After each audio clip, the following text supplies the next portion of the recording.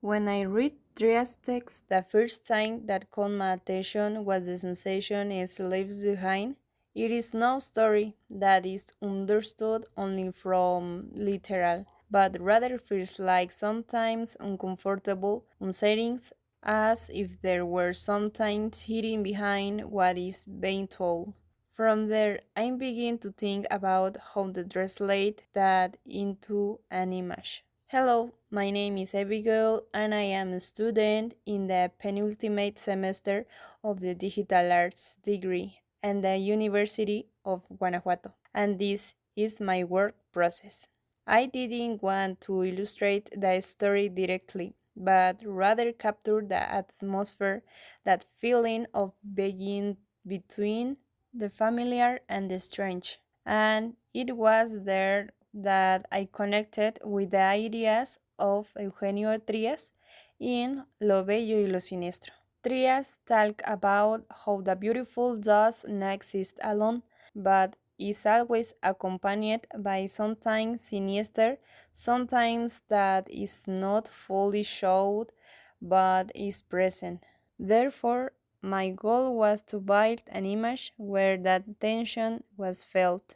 That's why I decided to work with two main figures, a young woman and a figure representing death.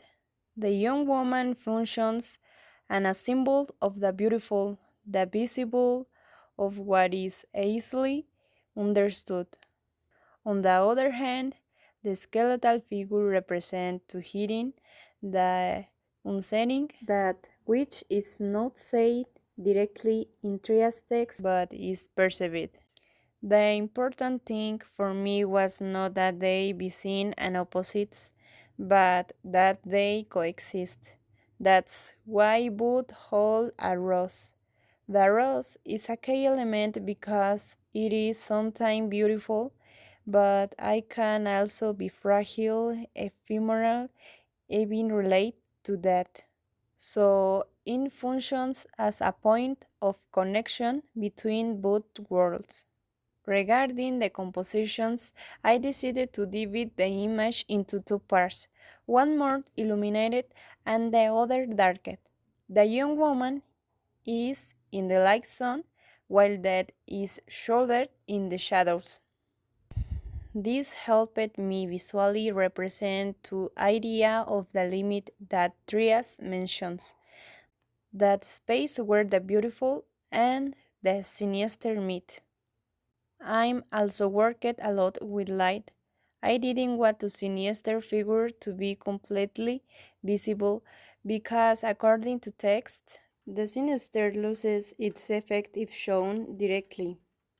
So I opted to suggest if rather that showed it, using shadows and leaving parts hiding.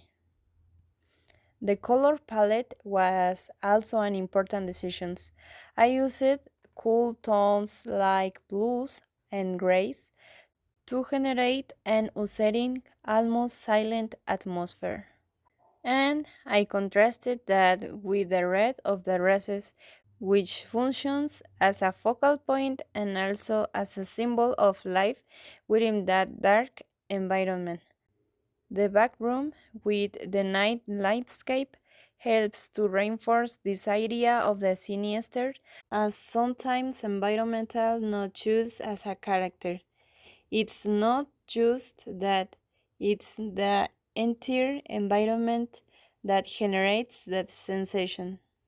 Overall, my process was not to illustrate what happens in the story, but to translate what it feels like to read it. I took the elements of Eugenio Trias' text and interpreted them based on his own idea, where the beautiful needs the sinister to exist and the sinister needs to stay hiding so as not to break the aesthetic experience. So the final illustration is the middle point. It is not completely beautiful, but it is not totally disturbing either. It is at that limit where both things coexist, which is precisely where, according to Trias, The aesthetic appears.